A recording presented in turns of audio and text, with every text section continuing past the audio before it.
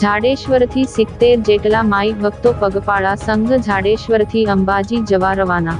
જાડેશ્વર અંબાજી પગપાળા સંઘ ભરૂચ દ્વારા છેલ્લા 17 વર્ષથી જાડેશ્વરથી અંબાજી પગપાળા સંઘનું આયોજન કરવામાં આવે છે।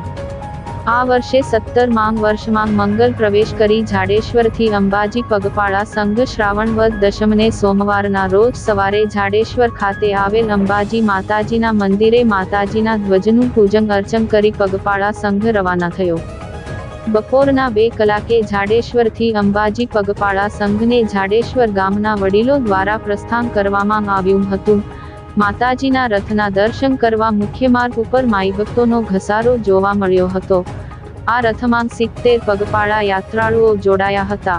આ રથ આવનાર ભાદરવી સાતમના દિવસે અંબાજી ખાતે આવેલ ગબ્બર પર પણ માતાજીને ધ્વજ ચઢાવશે અને ત્યારબાદ ભાદરવી આઠમના દિવસે માતાજીના મુખ્ય મંદિરને પણ ધ્વજ ચઢાવશે।